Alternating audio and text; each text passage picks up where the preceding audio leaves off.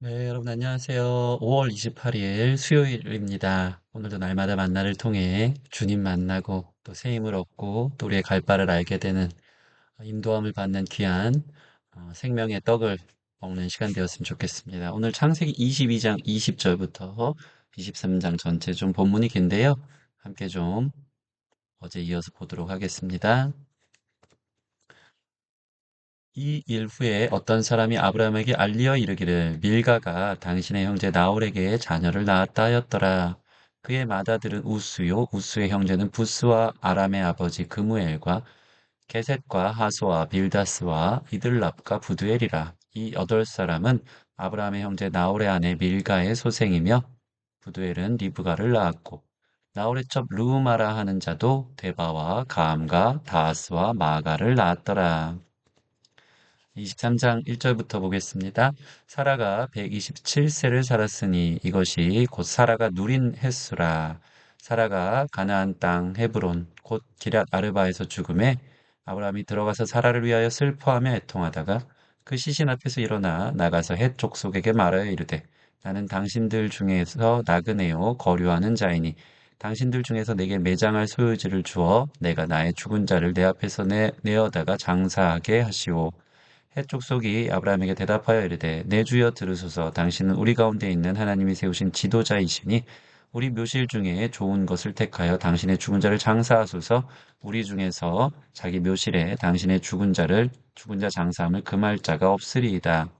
아브라함이 일어나 그 땅 주민 헷 족속을 향하여 몸을 굽히고 그들에게 말하여 이르되 나로 나의 죽은 자를 내 앞에서 내어다가 장사하게 하는 일이 당신들의 뜻일진데 내 말을 듣고 나를 위하여 소알의 아들 에브론에게 구하여 그가 그의 반머리에 있는 그 막벨라 굴을 내게 주도록 하되 충분한 대가를 받고 그 굴을 내게 주어 당신들 중에서 매장한 소유지가 되게 하기를 원하노라 하매 에브론이 헷 족속 중에 앉아 있더니 그가 헷 족속 곧 성문에 들어온 모든 자가 듣는 데서 아브라함에게 대답하여 이르되 내 주여 그리마시고 내 말을 들으소서 내가 그 밭을 당신에게 드리고 그 속의 굴도 내가 당신에게 드리되 내가 내 동족 앞에서 당신에게 드리오니 당신의 죽은 자를 장사하소서. 아브라함이 이에 그 땅의 백성 앞에서 몸을 굽히고 그 땅의 백성이 듣는 데서 에브론에게 말하여 이르되 당신이 합당히 여기면 청하건대 내 말을 들으시오. 내가 그 밭값을 당신에게 주리니 당신은 내게서 받으시오. 내가 나의 죽은 자를 거기에 장사하겠노라. 에브론이 아브라함에게 대답하여 이르되 내 주여 내 말을 들으소서. 땅값은 은 400세겔이나 그것이 나와 당신 사이에 무슨 문제가 되리이까. 당신의 죽은 자를 장사하소서. 아브라함이 에브론의 말을 따라 에브론이 헷족 속에 듣는 데서 말한 대로 상인이 통용하는 은 400세겔을 달아 에브론에게 주었더니 마물의 박불레에 있는 에브론의 밭, 곧 그 밭과 거기에 속한 굴과 그 밭과 그 주위에 둘린 모든 나무가 성문에 들러온 모든 해쪽 속이 보이는 데서 아브라함의 소유로 확정된지라. 그 후에 아브라함이 그 아내 사라를 가나안 땅 마물의 앞 막벨라 밭 굴에 장사하였더라. 마물에는 곧 헤브론이라. 이와 같이 그 밭과 거기에 속한 굴이 헷 족속으로부터 아브라함이 매장할 소유지로 확정되었더라. 아멘. 오늘 이 창세기 22장 20절 이하부터 또 23장 전체를 봤는데요. 22장 20절 이하의 내용은 이 아브라함의 형제 나홀에 관한 소식입니다. 나홀이 대가족을 이루었고 또 여기서 이삭의 아내가 될 리브가의 태생을 복선처럼 보여주고 깔아주고 있습니다. 이제 이삭의 이야기로 넘어가고자 하는 어떤 연결고리와 같은 내용을 저와 여러분들이 어, 나누었습니다. 이 말씀을 보면서 특별히 이 아브라함의 형제들까지도 아브라함이 받은 축복처럼 하나님 약속한 대로 이 복을 받게 되는 것을 보게 되거든요. 그래서 하나님의 은혜가 그 가정 가운데 넘치고 있음을 오늘 말씀을 통해 볼 수 있고요. 슬프게도 이제 사라의 최후, 사라의 죽음 앞에 오늘 아브라함이 사라를 장례하는 그 내용이 오늘 본문의 23장에 나와 있습니다. 우리가 23장 중심으로 오늘 본문을 좀 묵상하면서 나아가기를 원합니다. 아브라함이 사라를 장사함. 아브라함은 사랑하는 아내의 죽음을 대한다. 죽음으로의 순례의 길은 모든 사람이 밟는 길이다. 우리가 사랑하는 자들이 죽고 우리 역시 결국 죽는다. 인생이 곧 끝난다는 것은 현실이요 실제이다. 아브라함의 사라를 향한 장례 절차를 보면서 죽음을 대하는 우리의 태도를 생각하자. 참 아브라함의 이야기를 보면서 믿음이 뭔지, 또 하나님의 뜻이 뭔지, 또 순종이 뭔지, 또 기도가 뭔지, 인생 속에서 참 그리스도인의 성장과 또 그리스도인의 태도를 우리가 계속 배우고 있는데요. 이제는 죽음을 대하는 그리스도인의 모습은 무엇인지 이 아브라함을 통해서 오늘 배울 수 있을 것 같습니다. 첫째로 아브라함은 슬퍼하며 애통하죠. 오늘 2절 보면 사라가 가나안 땅 헤브론 곧 기랏 아르바에서 죽음에 아브라함이 들어가서 사라를 위하여 슬퍼하며 애통하다가 사랑하는 아내를 잃었습니다. 하나님의 뜻을 함께 이루었던, 동역했던, 돕는 배필이었던, 너무나 소중했던, 또 많은 사랑의 추억이 있었던 예, 자신의 배우자를 잃은 것이죠. 아브라함은 사랑하는 아내의 죽음 앞에 자신의 슬픔과 애통을 표현한다. 당연하겠죠. 오열했을 것입니다. 너무 슬펐을 것입니다.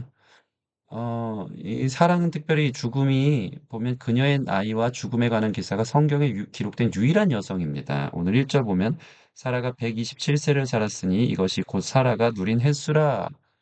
성경은 특별히 그의 인생이 우여곡절도 많고 어려움도 많았지만 그가 그 인생을 누렸다라고 말하고 있습니다. 예, 하나님 안에서 해석될 때 우리 인생의 모든 것도 인생에 드려진 그림자 같은 것도 결국은 하나님의 뜻 안에 누릴 수 있었던 시간이라는 것을 우리가 보게 될 것이고요.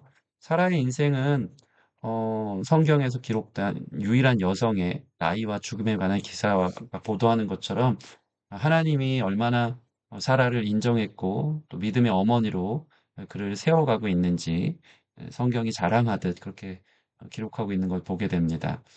그녀는 아브라함을 기꺼이 믿고 따라왔죠. 네, 아이를 가질 수 없음에도 어, 하나님의 뜻이 있음을 믿고 출발부터 같이 갈대 우르에서부터 같이 믿음의 땅 가나안으로 건너왔죠. 또 심지어 세상을 떠날 때까지 약속의 땅에 있었고 남편과 함께 그의 삶의 여정을 마쳤습니다. 여기서 보면 이 아브라함이 슬퍼하며 애통했다 그러잖아요. 우리가 사랑하는 이를 잃었을 때 눈물은 우리가 잃어버린 사랑하는 자에 대한 사랑과 그리움 그리고 존경을 보여주는 것입니다. 당연한 감정이고 또한 눈물이 우리 안에 터져 나오는 것만큼 우리가 얼마나 사랑했는지 얼마나 또 그리운지 또 얼마나 존경했는지 우리의 죽음이 이처럼 슬픔과 눈물을 통해서 어, 얼마나 사랑했고 그리워했고 존경했는지를 보여줄 수 있는 그러한 아름다운 죽음들이 되어지기를 바랍니다. 아브라함은 그러나 이 슬픔에 머물러 있지 않았다는 게 이 그리스도인의 죽음을 맞이하는 태도여야 한다고 오늘 우리에게 보여주고 있습니다. 지나치게 슬픔에 사로잡히지 않거든요. 3절 보시면 그 시신 앞에서 일어나 나가서 해쪽 속에게 말하여 이르되 그 시신 앞에서 일어납니다. 이제 그 시신에서 보면서 모든 것이 끝난 것처럼 절망에 빠지지 않고 후회가 막심하여 밀려오는 이 아픔 속에 머물러 있지 않았던 것입니다. 그 시신 앞에서 그는 일어나 당당하게 장래와 자신의 의무를 처리해 나가는 것이 이 이후에 있는 본문의 내용입니다.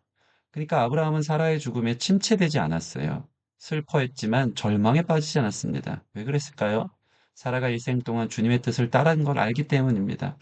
주님께서 그녀를 영광스럽게 하셨음을 믿었습니다. 육신의 생명이 끝나는 날 사라가 하나님의 도성으로 간 것을 믿었고 또한 주님의 재림과 새롭게 변화될 부활체의 몸을 믿었다. 이것이 그리스도인들이 죽음 앞에 슬픔에 사로잡혀 절망에 빠지지 않을 수 있는 이유인 줄 믿습니다. 죽음이 끝이 아니라는 것이죠. 육신의 생명이 끝날 때 사라가 약속을 받았고 하나님의 도성, 그는 이 땅에서 약속의 땅인 것처럼 받았지만 진정으로 우리가 받을 땅은 바로 하나님 나라라는 것. 그리고 결국에는 주님의 재림에 우리가 마주하고 우리 또한 부활할 것을 믿기 때문에 우리는 슬픔에 머물러 있을 또는 어떤 막연한 어, 잘 될 거라는 죽음의 복을 기리는 그러한 종교와도 다른 완벽한 믿음의 어, 바라보는 것에 대한 실상을 보게 되는 그 은혜가 있기에 우리는 이 길을 걸어갈 수 있을 줄 믿습니다. 히브리서 11장 10절 이는 하나님의 격영하시고 지실 터가 있는 성을 바랐음이라. 예, 하나님 지으실 터가 있는 성을 바라봤기 때문에 아브라함이 일어나 그의 삶을 또 살아가는 것을 보게 됩니다.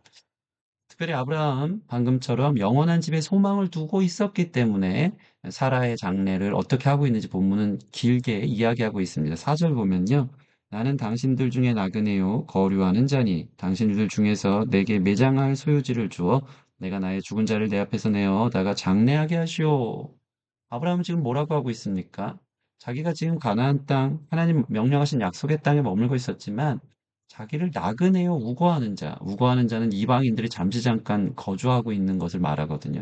그러니까 그 집이 자기의 땅, 자기의 집이 아니고 그냥 왔다 가는 잠시 잠깐 소풍처럼 왔다 가는 자리라고 그는 고백하고 있습니다. 그는 왜 이렇게 말하고 있습니까? 이 땅에서의 집을 소유하는 것을 넘어 하나님과 함께하는 영원한 집을 사모했기 때문입니다. 우리의 집은 이 세상이 아니라 하늘에 있다. 사라가 간 것처럼 나도 이제 그 땅을, 그 하늘의 집, 본향을 향해 내가 갈 것이다. 라고 해서 그의 삶이 이 죽음을 준비하는 태도로 나는 그냥 나그네요, 우거하는 자다. 라고 고백하고 있는 것이죠. 이게 그리스도인들이 죽음을 대하는 자세 아니겠습니까? 히브리서 11장 16절. 그들이 이제는 더 나은 본향을 사모하니 이 땅에 그리스도인들은 심플해야 됩니다. 그리스도인들은 이 땅이 전부인 것처럼 너무 아쉽게 또 너무 무게 있게 생각해서 놓지 못할 것처럼 살아가면 안 됩니다. 언제든지 두고 갈 수 있을 것처럼. 영원한 것이 이 땅에 없기에 더 큰 본향을 사모하기 때문에 더 나은 본향을 사모하니 곧 하늘에 있는 것이라. 아멘. 이러므로 하나님이 그들의 하나님이라 일컬음을 받으심을 부끄러워하지 아니하고 그들을 위하여 한 성을 예비하셨느니라. 우리의 하나님, 이 땅에 만족하는 것 아니고 그들의 하나님이라고 일컬음 받을 만큼 부끄러움 받을 만한 하나님 아니시고 우리를 위해 이 땅과는 비교도 안 될 놀랍고도 아름다운 한 성을 예비하고 계시다. 그러면 이 땅은 뒤도 돌아보지 않고 미련 없이 갈 수 있는 믿음이 우리 안에 있어야 하는 것입니다. 아브라함은 막벨라굴을 사서 그곳에서 사라를 장사합니다. 여러분 보십시오. 9절 보면 그곳 사람들, 특별히 소알의 아들 에브론을 찾아가서 9절 그가 그의 반몰에 있는 그의 막벨라굴을 내게 주도록 하되 충분한 대가를 받고 그 굴을 내게 주어 당신들 중에서 매장할 소유지가 되게 하기를 원하노라 하매 아브라함은 그 지역에서 이미지가 좋았어요. 사람들이 그를 주여 마음대로 장사할 땅을 얻으십시오 하는데 어떻게 보면 굴 하나 어, 얻었습니다. 그의 인생이 직접 돈을 지불해서 어, 가족의 장지로 마련한 이땅 하나 산 것이 그의 인생의 이 땅의 땅에 몇 평이 그의 인생의 전부라는 것이죠. 그는 정말 더 큰 본향을 사모했기 때문에 이 땅에 미련을 갖지 않고 있었습니다. 그리고 그것에 사라를 장사합니다. 그리고 그들이 말한 가격 그대로 전혀 흥정하지 않고 기꺼이 땅값을 지불합니다. 이것은 뭘 의미할까요? 만약 흥정했다면 더 깎아야죠. 아, 왜 평수가 이거밖에 안 됩니까? 아, 이 정도 돈이면 물론 앞마당을 내게 주고 있지만 사실은 더 크게 주셔야 되지 않습니까?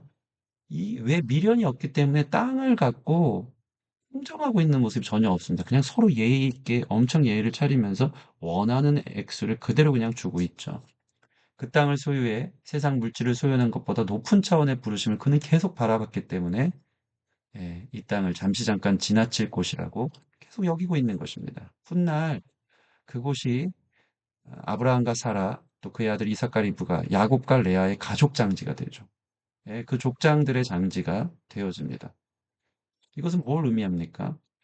그냥 거기에 머물러 있고자 하는 게 아니라 훗날 후대까지도 계속해서 거기가 장지가 되면서 마침내 아브라함의 믿음대로 그곳이 아브라함의 씨에게 주신 약속의 땅이 된다는 것. 그는 늘 미래를 바라봤다라는 것.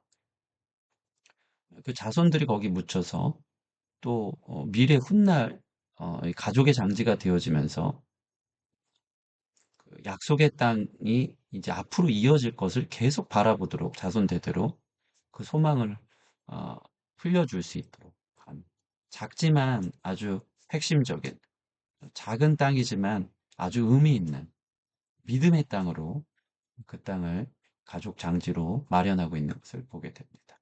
네, 오늘 본문을 통해서 죽음 앞에 슬프지만 죽은 자가 하나님의 뜻 안에 있고 하나님 영광 안에 있었고 하나님 소망을 함께 갖기에 더 큰 본향을 향해 갔을 것이라는 확신 속에 일어날 수 있었고요. 또한 아브라함 자신 또한 이 땅에 자기가 나그네고 잠시 잠깐 머물기에 이 땅에 미련을 두지 않고 욕심내지 않고 가볍게 살아가면서 계속해서 미래를 바라보고 그렇게 또 미래에 우리 가족들이 복을 받을 수 있는 하나님의 영광 또 하나님의 약속을 바라보는 예, 그렇기 때문에 이 죽음 앞에서도 소망을 갖고 일어설 수 있는 이 아브라함의 신앙의 모습, 그리스도인이 죽음을 대하는 자세에 대해서 충분히 우리가 교훈 삼고 배울 수 있는 본문을 오늘 나누었습니다. 오늘의 기도입니다. 하나님, 모든 사람들은 죽음으로의 순례길을 밟습니다. 그리스도인들에게 죽음은 끝이 아닌 과정이요. 하나님의 약속과 뜻이 이루어지는 시작임을 믿습니다.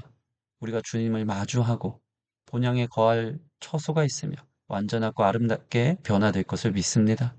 죽음의 이별 앞에 슬퍼하되 절망하지 않고 소망을 가지고 일어나 대대로 하나님 나라에 거할 것을 믿는 믿음의 사람, 믿음의 가문이 되게 하소서. 네, 오늘 이 기도 제목 가지고 함께 기도하며 나아가도록 하겠습니다.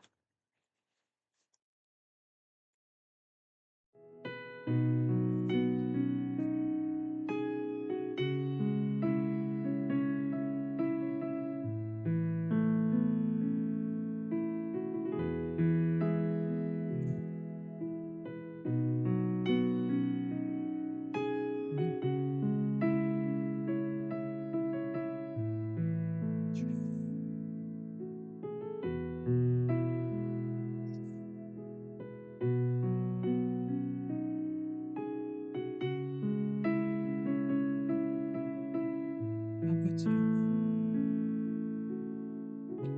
주님, 주님,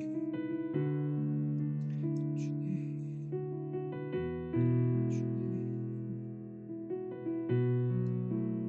도와주시옵소서. 주님, 감사합니다. 주님 도와주시옵소서. 주님 도와주시옵소서. 네, 기도하겠습니다. 하나님 감사합니다. 우리가 산다는 것은 삶이 소중한 이유는 죽음이 있기 때문입니다. 죽음이 없다면 삶이 무의미할 것이고 죽음이 있기에 그리스도인들에게는 이 삶이 미래를 준비할 수 있는 기회요, 또 시간이요, 소망을 갖는 하루하루인 줄 믿습니다. 오늘 아침 눈을 뜬 것도 기적이요. 이 죽음의 자리에 벗어날 수 있는 사람은 아무도 없고 또 인생은 매우 짧습니다. 그렇기 때문에 그리스도인들은 죽음 이후를 준비하는 사람이 되어야 되는 줄 믿습니다. 죽음은 헤어지며 아픔이기에 슬픔일 수 있지만 하나님 슬픔으로 머물러 있지 않을 수 있는 이유는 죽음이 그저 과정이요 하나님 나라에 들어가는 시작이요 하나님 본향을 밟는 우리의 영광스러운 미래이기 때문인 줄 믿습니다. 주님, 이 땅에 연연하지 않고 또 이 땅을 소중히 여기되 미래를 준비할 수 있는 시간들 되게 해주시고 죽음 앞에 슬프나 또 소망을 가지고 함께 다시 만날 본향을 꿈꾸고 그곳에서 진정한 하나님의 뜻이 이루어질 것을 믿기에 하나님 죽음의 눈물을 닦고 또 소망 가운데 하루하루를 또 살아가며 또 주님 보실 날을 오히려 기대할 수 있는 노후가 아닌 사후를 준비할 수 있는 우리 모든 성도들 될 수 있도록 인도하여 주시고 어떤 죽음 앞에서도 하나님이 계시기에 소망과 위로로 이겨낼 수 있는 우리 모든 성도들 될 수 있도록 인도하여 주시옵소서.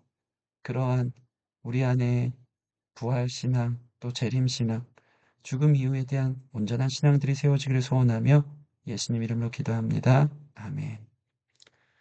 네, 감사합니다. 오늘 하루도 우리에게 생명 주신 주님 앞에 감사하며 영광스러운 소망 또 미래 바라보며 승리하는 저 여러분 되어지길 소원합니다. 감사합니다.